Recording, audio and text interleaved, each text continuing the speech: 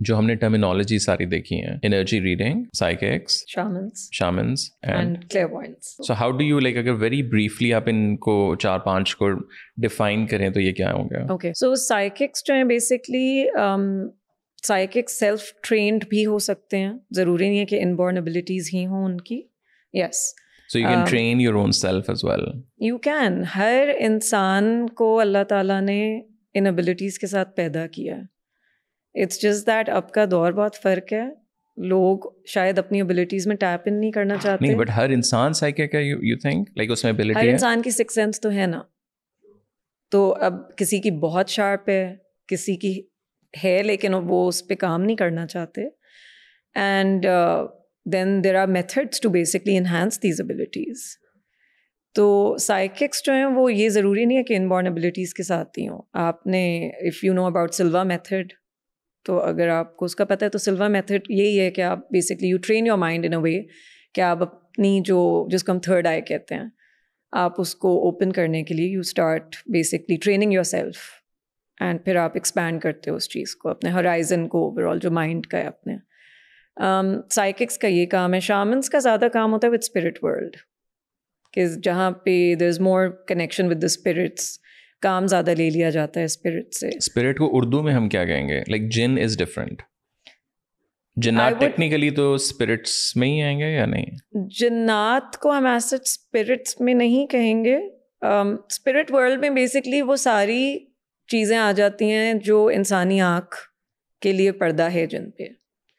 So it can be people who have passed away from this world. It can be jinnat, bhi aap keh sakte hain in a way. It can also be your higher powers who are basically helping you out with whatever abilities you have. The higher powers literally मैं भी नहीं जानती हूँ. बस ये एक हमें feeling है कि there are things that sort of bring these messages to us. So वो है. एंड एनर्जी हीलर्स जो होते हैं आपके, वो आपकी मेनली एनर्जी रीड करते हैं. सो आपकी जो प्रेजेंट एनर्जी चल रही है, they would read that. I think जहाँ तक मेरा अंदाज़ है, they can also tap into your energy that's in the coming days, but that's also very sort of limited. With clairvoyants आपके सारे ही सेंसेस खुले हुए होते हैं. We get visions, we get to hear conversations, we can do out of body experiences.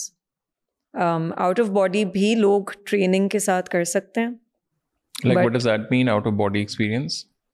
It's like your own spirit moving into different realms, or your own spirit moving in the 3D without your body going anywhere. So for example, अगर मुझे यहाँ बैठ के आपका घर describe करना है, I am going to stay here, my human body is going to stay here, but my spiritual self can get out of my body and it can travel.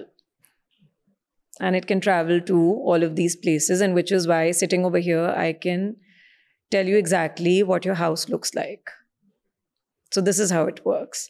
But astral को बहुत limited ही use करना चाहिए, क्योंकि एक तो इसमें आपकी being in a 3D world, आपकी अपनी energy बहुत use होती है. आपको साइमल्टेनियसली लेके चलना है अपनी ह्यूमन बॉडी को और अपनी स्पिरिचुअल सेल्फ को. तो दोनों को साथ लेके चलना इज़ अ टास्क. आपने किसी एक को थकाना नहीं है.